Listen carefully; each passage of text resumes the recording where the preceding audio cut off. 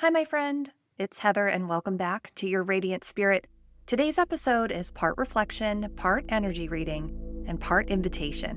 We're talking about something that I've been feeling deeply in my body lately: the sound of a crowd and how it makes me cry. Not in a sad way, but in a powerful, sacred, energetically moving way. It's something that has always been a part of my experience, and I want to share some stories about it. So grab your tea or grab a blanket, take me on your walk, and let's drop into this together. Last week, I went to the grand opening of a Wawa, yes, the gas station, and I wasn't expecting to feel anything at all. But when we were walking into the store, all of the employees were lined up on the side, cheering and clapping for all of us as we walked in. And I'm getting choked up just thinking about it now that I got choked up.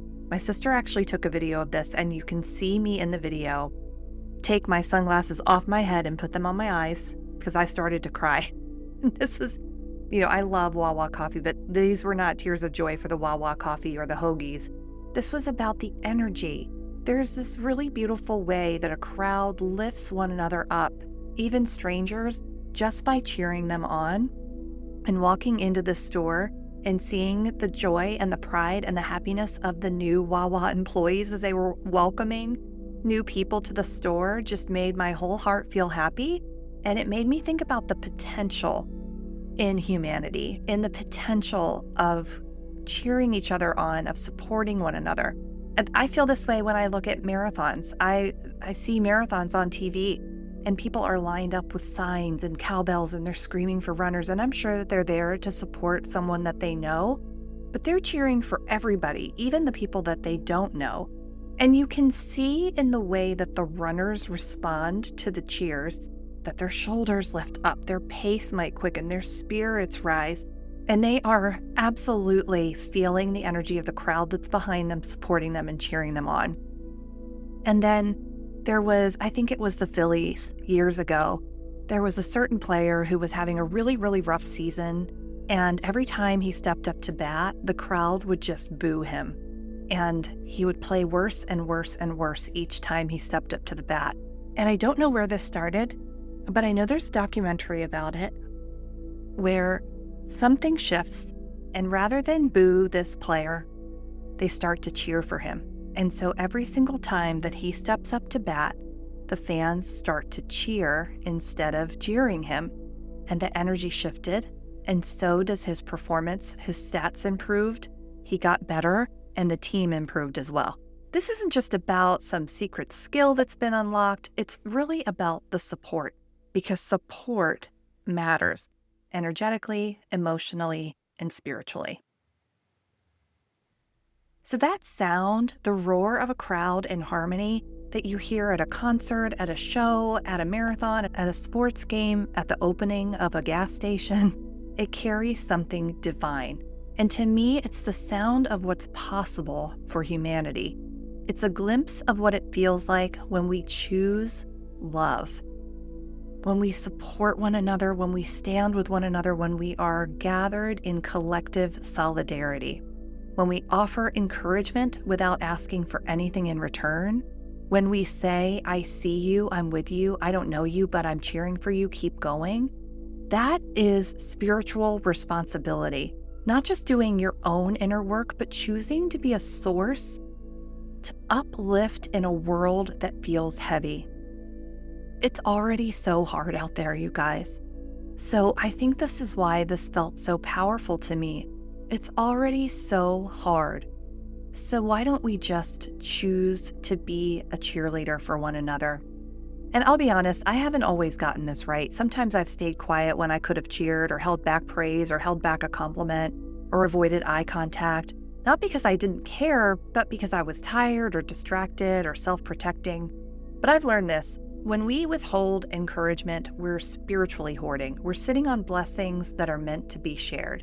And we all know what it feels like to be the one who needs the cheer, who's running on fumes, who just wants someone to say, hey, you're doing great. Don't give up. I see you. So here's my invitation.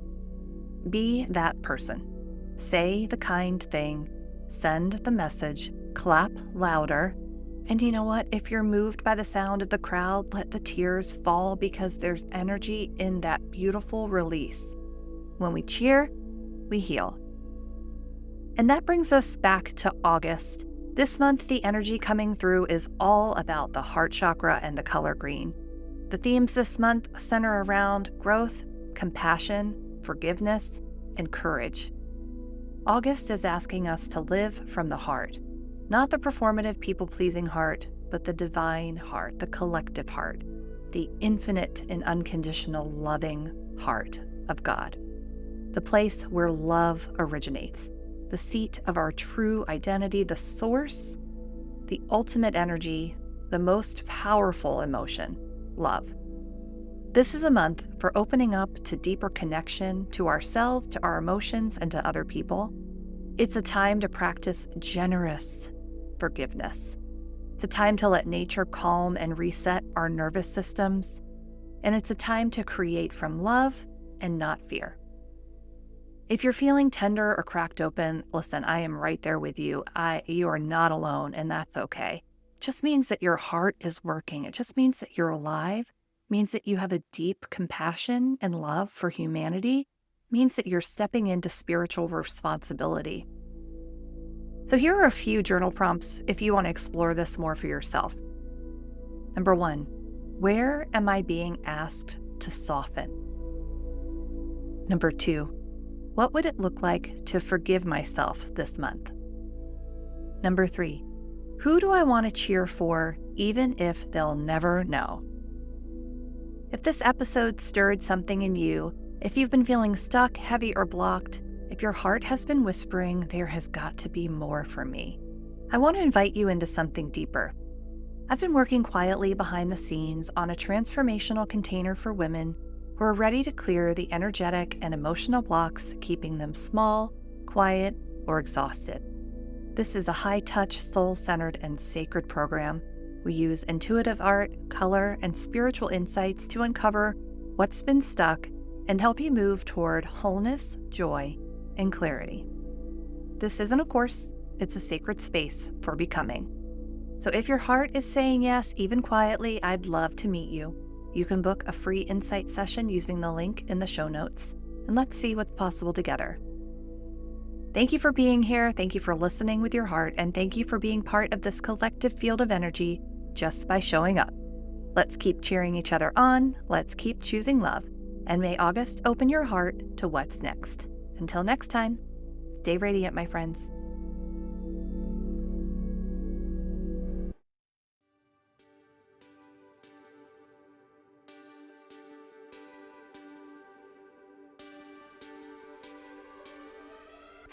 Thank you for joining us on Your Radiant Spirit. If today's episode lit up your creativity or helped you connect with your inner energy, please leave us a review and share your thoughts.